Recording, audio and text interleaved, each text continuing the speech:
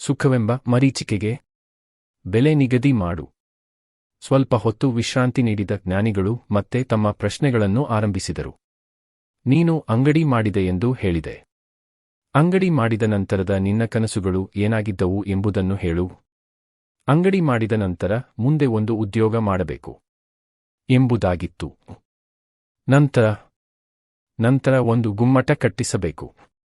ನಂತರ ಗುಮ್ಮಟ ಕಟ್ಟಿಸಿದ ನಂತರ ಒಂದು ದೊಡ್ಡ ಮನೆ ಮಾಡಿಕೊಂಡು ಒಂದಿಷ್ಟು ಆಸ್ತಿ ಮಾಡಿ ಹೆಂಡತಿ ಮಕ್ಕಳನ್ನು ಚೆನ್ನಾಗಿ ನೋಡಿಕೊಳ್ಳಬೇಕು ಎಂದುಕೊಂಡಿದ್ದೆ. ನಂತರ ಆಸೆಗಳಿಗೆ ಮಿತಿಯುಂಟೆ ಗುರುಗಳೇ? ಸಾಕಷ್ಟು ಆಸ್ತಿ ಮಾಡಿ ಜನರು ಸದಾ ನನ್ನನ್ನು ಗೌರವದಿಂದ ಕಾಣುವಂತಹ ದೊಡ್ಡ ವ್ಯಕ್ತಿಯಾಗಿ ಬೆಳೆಯಬೇಕು. ಅನಂತರ ಜನರೆಲ್ಲ ನನಗೆ ಗೌರವ ನೀಡುವಂತಹ ವ್ಯಕ್ತಿಯಾದ ನಂತರ ಇನ್ನೇನು ಇರಲು ಸಾಧ್ಯ? ಸರಿ, ನಿನಗೋಸ್ಕರ ಏನು ಮಾಡಿಕೊಂಡೆ ಹೇಳು. ಎಲ್ಲಿಯೂ ನೀನು ನನಗೋಸ್ಕರ ಎಂದು ಹೇಳಲೇ ಇಲ್ಲವಲ್ಲ. ಪ್ರತಿಯೊಬ್ಬ ವ್ಯಕ್ತಿ ತನ್ನ ಹೆಂಡತಿ ಮಕ್ಕಳು ಬಂಧು ಬಳಗದಿಂದ ಸಂತೋಷ ಪಡೆದುಕೊಳ್ಳುವುದಕ್ಕಾಗಿ ಏನೆಲ್ಲಾ ಮಾಡುತ್ತಾನೆ. ಆದರೆ ನಿಜವಾದ ಸಂತೋಷ ತನ್ನೊಳಗೆ ಇದೆ ಎಂಬುದನ್ನು ಮರೆತಿರುತ್ತಾನೆ. ನೀನು ಸಹ ಅಷ್ಟೇ. ಸದ್ಯಕ್ಕೆ ನನಗೆ ಲಾಭವಾಗಲಿ, ಮುಂದೆ ಬೇರೆಯವರಿಗೆ ಲಾಭವಾಗಲಿ ಎಂದೇ ಮಾಡಿದ್ದೀಯ. ಆದರೆ ನಿನ್ನ ಬಳಿ ಒಂದೂ ಉಳಿದಿಲ್ಲ. ಅದರ ಬದಲಾಗಿ ಸದ್ಯಕ್ಕೆ ಬೇರೆಯವರಿಗೆ ಲಾಭವಾಗಲಿ, ಮುಂದೆ ನನಗೆ ಲಾಭವಾಗಲಿ ಎಂದು ಕೆಲಸ ಮಾಡು. ನಿನ್ನ ಬಳಿ ಒಂದಾದರೂ ಉಳಿಯುತ್ತದೆ. ಇದರಿಂದ ಕನಿಷ್ಠ ನಿನಗೆ ನೋವಾಗುವುದು ತಪ್ಪುತ್ತದೆ. ಎರಡು ದೋಣಿಯಲ್ಲಿ ಪಯಣಿಸುವುದು ಕ್ಷೇಮವಲ್ಲ. ಪುಣ್ಯವಂತ ತನ್ನ ಮುಂದಿನ ಕಾರ್ಯವನ್ನು ಹೇಗೆ ಮಾಡಬೇಕೆಂಬುದನ್ನು ಗುರುಗಳು ಸೂಕ್ಷ್ಮವಾಗಿ ಹೇಳಿದ್ದರು. ವೈಯಕ್ತಿಕ ಸುಖಗಳನ್ನು ನಿಯಂತ್ರಿಸಿದರೆ ಸಾಧನೆಗಳು ತೆರೆದುಕೊಳ್ಳುತ್ತವೆ. ಜನ ಮೆಚ್ಚುವ ಕೆಲಸ ಬೇಡ, ಮನ ಮೆಚ್ಚುವ ಕೆಲಸ ಮಾಡು. ದಿನಪತ್ರಿಕೆಯನ್ನು ಓದುತ್ತಿದ್ದ ಪುಣ್ಯವಂತನಿಗೆ ಅದರಲ್ಲಿ ಲೇಖಕರೊಬ್ಬರು ಪ್ರತಿನಿತ್ಯ ಬರೆಯುತ್ತಿದ್ದ ದಿವ್ಯವಾಣಿಯ ಮೇಲೆ ಕಣ್ಣಾಡಿಸಿದ. ನಾವು ಯಾವ ಕೆಲಸವನ್ನೇ ಮಾಡಿದರೂ ಅದರ ಹಿಂದೆ ಎರಡು ಉದ್ದೇಶಗಳಿರುತ್ತವೆ. ನನಗೆ ಸುಖ ಬರಬೇಕು ಎಂಬುದು ಒಂದು ಉದ್ದೇಶವಾದರೆ, ಬೇರೆಯವರು ನನ್ನನ್ನು ನೋಡಿ ಗೌರವಿಸಬೇಕು ಎಂಬ ಇನ್ನೊಂದು ಉದ್ದೇಶವೂ ಇರುತ್ತದೆ. ಮನೆಗೆ ಒಂದು ಹೊಸ ಟಿವಿ ತರುವ ವ್ಯಕ್ತಿ ಸಹ ಅಕ್ಕಪಕ್ಕದವರು ಅದನ್ನು ನೋಡಿ ಮೆಚ್ಚಿಕೊಳ್ಳಬೇಕು ಎಂದುಕೊಳ್ಳುವೆವು. ಅಕ್ಕಪಕ್ಕದವರನ್ನು ಕರೆದು ನಾವು ತಂದಿರುವ ಹೊಸ ಟಿವಿಯನ್ನು ತೋರಿಸುತ್ತೇವೆ. ಆಗ ಅವರು, ಒನಿಡಾನ, ಅದಕ್ಕೆ ಮಾರ್ಕೆಟ್ ಬಿದ್ದೋಗಿದೆ, LG ತರಬೇಕಾಗಿತ್ತು ಎನ್ನುತ್ತಾರೆ. ನಿಮಗೆ ಎಲ್ಲೋ ಬೇಸರವಾಗುತ್ತದೆ. ಒಂದು ವೇಳೆ LG ತಂದಿದ್ದರೆ LG ಕಂಪನಿಯೇ, ಒನಿಡಾ ತಂದಿದ್ದರೆ ದುಡ್ಡು ಕಡಿಮೆ ಆಗುತ್ತಿತ್ತು ಎನ್ನುತ್ತಾರೆ. ಅದರ ಬದಲಾಗಿ ನೀವು ಒಂದೇ ಉದ್ದೇಶ ಹೊಂದಿದ್ದರೆ ನಿಮಗೆ ಯಾವ ನೋವು ಆಗುವುದಿಲ್ಲ. ನಮ್ಮ ಮನೆಗೆ ಟಿವಿಯೇ ಅವಶ್ಯಕತೆ ಇದೆ. ನಮ್ಮ ಮನೆಯ ವಾತಾವರಣ ಹಾಗೂ ನನ್ನ ಹಣಕಾಸಿನ ಅನುಕೂಲಕ್ಕೆ ತಕ್ಕಂತೆ ತರಬೇಕು ಎಂಬ ಉದ್ದೇಶ ಮಾತ್ರ ಇದ್ದರೆ ನೀನು ಹಾಯಾಗಿರಬಹುದು. ನಿನಗೆ ಸಮಾಜ ಸೇವೆ ಮಾಡಬೇಕು ಎಂಬ ಉದ್ದೇಶವಿದ್ದರೆ ಪ್ರಚಾರ ಬಯಸಬೇಡ. ನಿನ್ನೊಳಗೆ ಯಾವುದೇ ಸ್ವಾರ್ಥ ಇಟ್ಟುಕೊಳ್ಳಬೇಡ.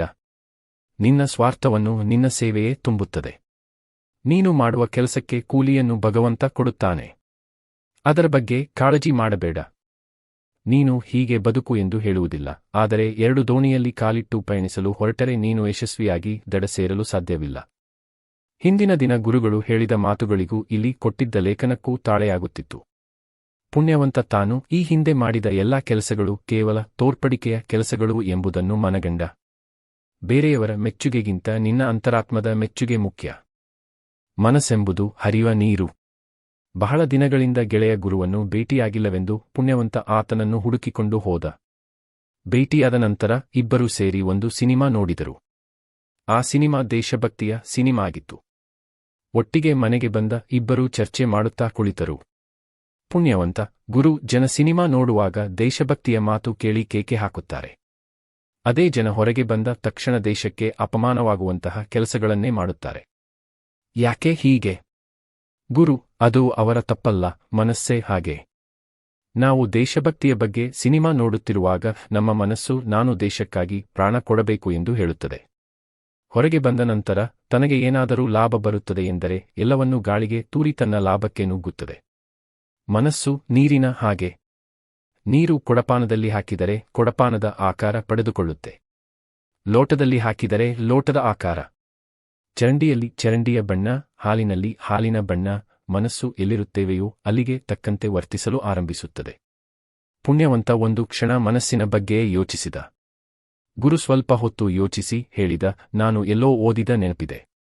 ನೀರನ್ನು ತಂಪು ಮಾಡಿ ಮಂಜುಗಡ್ಡೆಯ ರೂಪಕ್ಕೆ ತಂದು ನಮಗೆ ಬೇಕಾದ ಆಕಾರದಲ್ಲಿ ಮಾಡಿಟ್ಟುಕೊಳ್ಳಲು ಹೇಗೆ ಸಾಧ್ಯವಿದೆಯೋ ಹಾಗೆ ಮನಸ್ಸನ್ನು ನಮಗೆ ಬೇಕಾದ ರೂಪಕ್ಕೆ ತಂದುಕೊಳ್ಳಲು ಸಾಧ್ಯವಿದೆ. ಅದಕ್ಕೆ ಸಾಧನೆ ಮಾಡಬೇಕು. ನಿರಂತರ ಸಾಧನೆ ಮಾಡಿದ ಸನ್ಯಾಸಿಗಳು ಮಾತ್ರ ಮನಸ್ಸನ್ನು ಮಂಜುಗಡ್ಡೆಯ ರೀತಿಯಲ್ಲಿ ತಮಗೆ ಬೇಕಾದ ಸ್ಥಿತಿಯಲ್ಲಿ ಇಟ್ಟುಕೊಳ್ಳುತ್ತಾರೆ ಎಂದ. ಪುಣ್ಯವಂತನಿಗೆ ತಾನು ಮಾಡುತ್ತಿರುವ ಧ್ಯಾನ ಮತ್ತು ಪ್ರಾಣಾಯಾಮದಿಂದ ಏನೆಲ್ಲ ಅನುಕೂಲತೆಗಳಿವೆ ಎಂಬುದು ತಿಳಿಯುತ್ತಾ ಹೋಯಿತು. ನಿನ್ನ ಎಲ್ಲಾ ಸೋಲು ಗೆಲುವುಗಳಿಗೆ ನಿನ್ನ ಮನದ್ದೊಂದೇ ಕಾರಣ.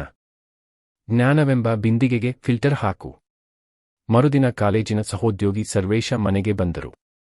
ಪುಣ್ಯವಂತ ಮಾಡಿದ ವೃತ್ತದ ಬಗ್ಗೆ ಮೆಚ್ಚುಗೆ ಮಾತನಾಡಿದ ಸರ್ವೇಶ, ಎಲ್ಲರೂ ನಿಮ್ಮ ಹಾಗೆ ಸಾಧನೆ ಮಾಡಲು ಸಿದ್ಧವಾದರೆ ಪ್ರಪಂಚ ಎಷ್ಟು ಸುಂದರವಾಗಿರುತ್ತದೆ ಎಂದ. ಅದಕ್ಕೆ ಒಳ್ಳೆಯದನ್ನು ಎಲ್ಲರೂ ಬಯಸುತ್ತಾರೆ.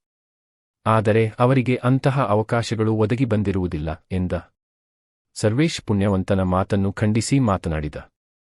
ನೀವು ಸಮಾಜದ ಬಗ್ಗೆ ಇನ್ನೂ ತಿಳಿದುಕೊಳ್ಳಬೇಕಾಗಿದೆ. ಈ ಸಮಾಜದಲ್ಲಿ ಎಲ್ಲಾ ರೀತಿಯ ಜನರಿದ್ದಾರೆ. ಎಲ್ಲರಿಗೂ ಜ್ಞಾನವಿದೆ, ಆದರೆ ಯಾರ ಬಳಿ ಎಷ್ಟು ಜ್ಞಾನವಿದೆ, ಎಂತಹ ಜ್ಞಾನವಿದೆ ಎಂಬುದನ್ನು ತಿಳಿದುಕೊಳ್ಳುವುದು ಬಹಳ ಮುಖ್ಯ. ಮನಸ್ಸೆಂಬುದು ನೀರಿನಂತಾದರೆ ಜ್ಞಾನವೆಂಬುದು ಬಿಂದಿಗೆ.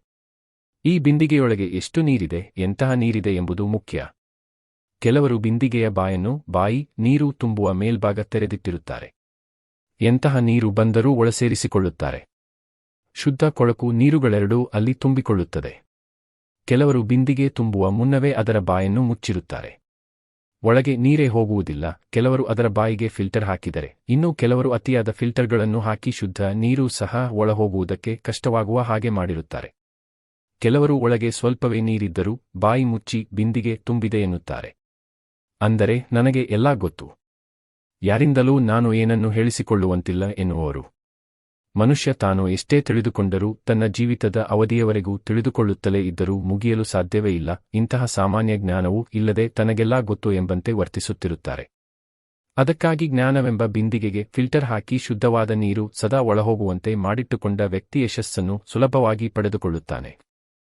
ಸರ್ವೇಶ ಜ್ಞಾನದ ಬಗ್ಗೆ ಸುದೀರ್ಘ ಭಾಷಣವನ್ನೇ ಮಾಡಿದ್ದ. ಅದು ಪುಣ್ಯವಂತನಿಗೆ ಯಾವ ವ್ಯಕ್ತಿ ಎಂತಹ ಬಿಂದಿಗೆಯನ್ನು ಇಟ್ಟುಕೊಂಡಿದ್ದಾನೆ ಎಂಬುದನ್ನು ಪರೀಕ್ಷಿಸಿ ಮುನ್ನಡೆಯಲು ಸಹಾಯ ಮಾಡಿತು.